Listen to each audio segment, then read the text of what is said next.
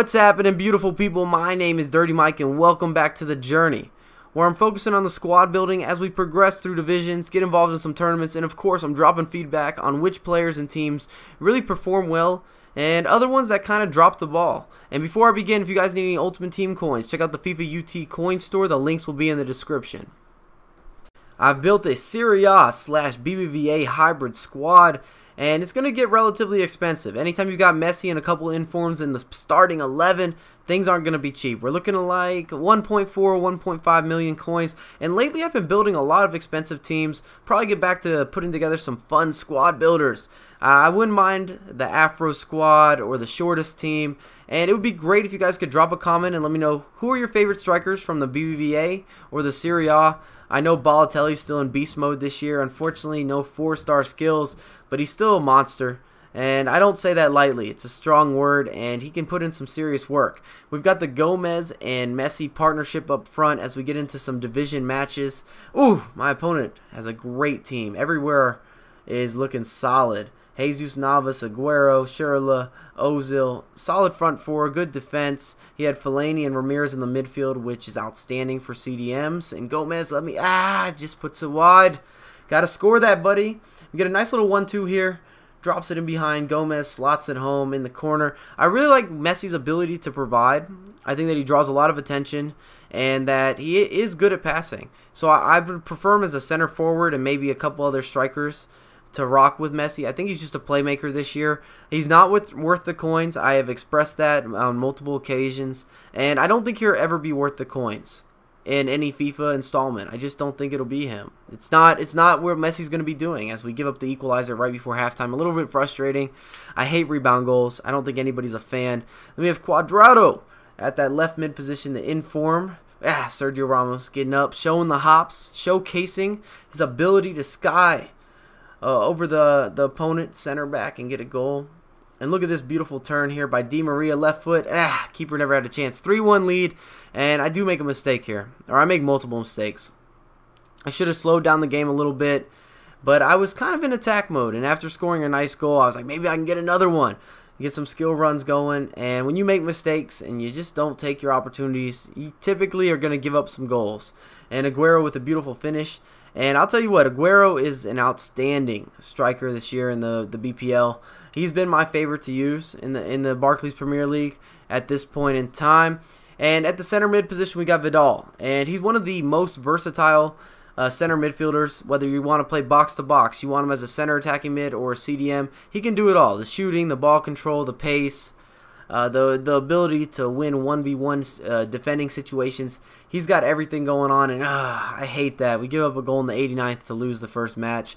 But I can say this, I'm very happy with the movement.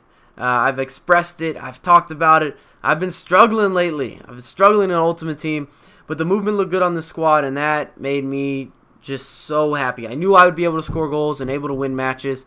It was just a matter of time. I think we're in Division 6 or 7, so I really should be on top of my game. And it was a really weird team this guy has. A 4-3-1-2, and that's a bad crossing formation. However, he was using Traore and Andy Carroll. And both those guys, if you're going to use them properly and you want to utilize them, you got to swing in crosses. So that's not the right formation. Cuadrado with a nice little breakdown and the finish by Isco. I love it. I love it. Not a huge fan of scoring all these crosses, but it's part of the gameplay, and it's something I'm trying to adjust to a little bit. And then we've got the inform Isco. Combines well with Vidal because Vidal will chase back and forth. Isco is definitely an attacking player. He's kind of creative, good ball control, good facilitator. I liked using him. I don't know if he's worth the 60,000 odd coins that he's going for at this point. And then we have Di Maria. And Di Maria is what a good friend of mine would say is a specialty player. Look at Gomez walking around the keeper, and that's gonna cause a rage quit. When Gomez starts getting tricky with you, you're not gonna be too happy. And Di Maria is a specialty player because of his weak foot. It's atrocious. You can't use his right foot at all. But if you can get it in, cut into that left foot in the middle of the pitch, you've got a lot of options.